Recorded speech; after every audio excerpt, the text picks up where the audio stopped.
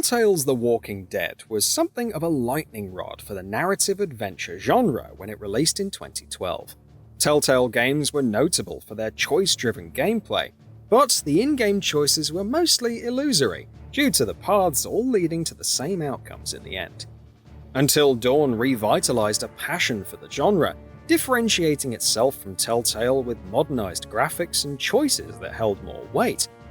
Although the recent Supermassive games such as the Quarry have garnered success, the studio has been trying to emulate the initial sensation that started with Until Dawn for a while now.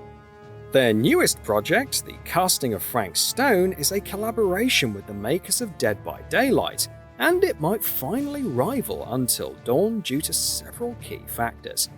Here's why the casting of Frank Stone may be one of the biggest games of 2024. The intersection of the Until Dawn and DBD gaming audiences almost guarantees some modicum of success for the casting of Frank Stone. Dead by Daylight gets an average of 500,000 players daily, and the Until Dawn community is always eager to try out the newest Supermassive game. The casting of Frank Stone also just seems like the ideal streaming game, possessing all the branching narrative horror quirks that made Until Dawn so popular. Of course, it wouldn't be a horror drama without a roster of characters that you'll inevitably have trouble keeping alive. Why do you hate Cedar Hill so much? You used to be like town mascot. Ladies and gentlemen, I present The Mill. You spend enough time in my line of work, you realize every place has got its demons. Like Until Dawn and the Dark Picture anthology, the casting of Frank Stone follows a group of teens exploring an abandoned area on the outskirts of a quiet and eerie town. The cast of 5 teens band together to shoot a horror movie on the grounds of the condemned Cedar Steel Mill property, the spot where the serial killer Frank Stone allegedly committed his gruesome murders. All the ingredients are here for the typical Supermassive game, but the chaotic Dead by Daylight lore makes it all the more interesting. The developers strongly hint at DBD death mechanics being at play within the casting of Frank Stone. The implication here is that, like DBD, characters will be revived after death by the evil machination of the entity.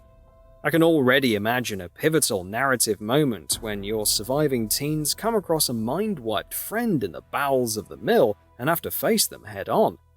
The chaotically fluid nature of death within DBD really spices up the narrative formula that Supermassive is known for, making for a far less straightforward story from their past games.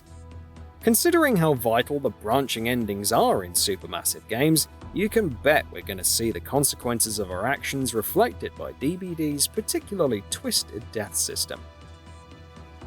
You control a variety of different characters within the casting of Frank Stone, not merely beholden to the perspective of the teens, as the police officer from the game's prologue shows us. Better yet, the cast of characters behave with non-scripted AI, a stark contrast to Supermassive's typical linearly derived narrative experiences.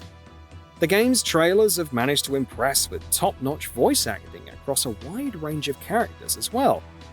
The narrator from the Murder Mill trailer instills confidence that this game will continue the trend of iconic narration in between chapters that Until Dawn so brilliantly carried forward. Waiting to be unleashed.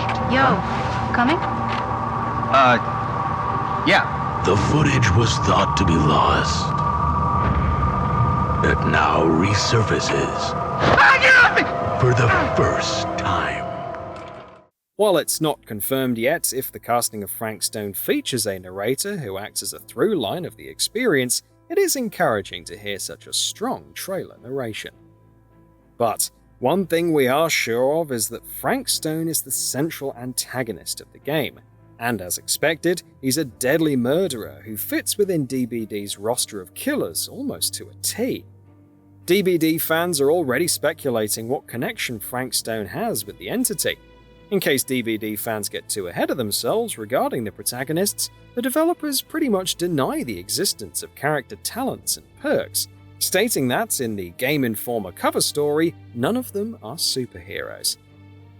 But who needs superheroes when you have good old intuition, right? It is theoretically possible to keep every character alive by the end of your time through the casting of Frank Stone, but it requires a lot of luck and hindsight. The multi-linear butterfly effect narrative is alive and well in the casting of Frank Stone. Dialogue choices take the form of a wheel split between different responses and emotions.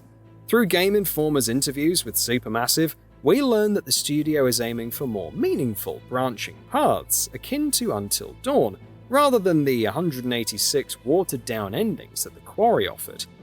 Each character can meet an untimely demise based on your choices and reactions to any given situation. There's even a flowchart laying out all possible choices and outcomes you can make, which they've called the cutting room floor. Every branching choice has a player percentage next to it, indicating the amount of other players who chose that particular path.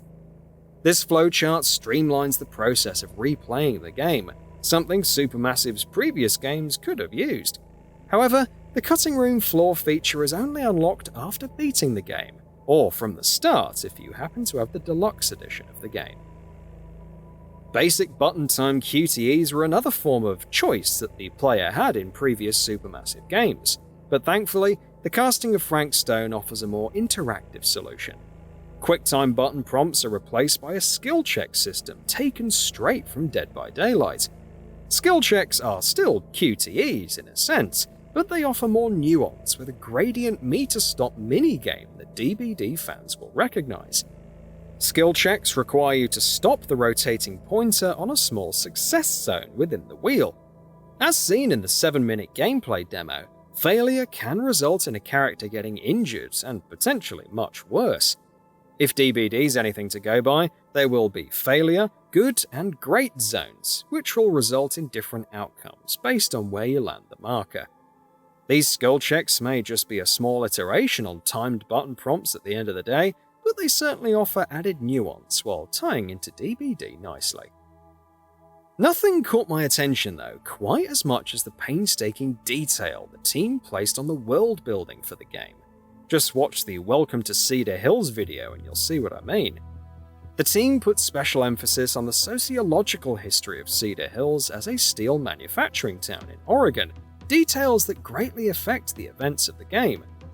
The focal point of the game is the Cedar Steel Mill, as reflected in playable segments from the past when the steel mill was still active. The town surrounding the steel mill has been a shell of its former self ever since the mill shut down, with a decaying and lethargic populace adding to that sleepy town vibe that goes so well with this kind of teen horror game. The devs described the mill's furnace tower as an industrial haunted house, which accurately describes the decaying remains of the town's dead industrial heart. It's a good thing there's such attention to detail regarding world building, because the casting of Frank Stone goes heavy with exploration and hidden objects. As seen from the gameplay demo, the game has a methodical, explorative pace to it. The items you pick up and memos you read will no doubt unravel the mystery as to why the steel mill was shut down and what kind of people used to live in Cedar Hills. Further enhancing the inspired locations of the game is the implementation of Unreal Engine 5. This is the first Supermassive game to use UE5, and it shows. The engine upgrade allows the team to make good use of Lumen tools to accentuate the shadows and many dark environments within the labyrinthine steel mill. Furthermore, Nanite allows the devs to use real-world location imagery and replicate it into the game without bottlenecking processor power with realistic details still intact.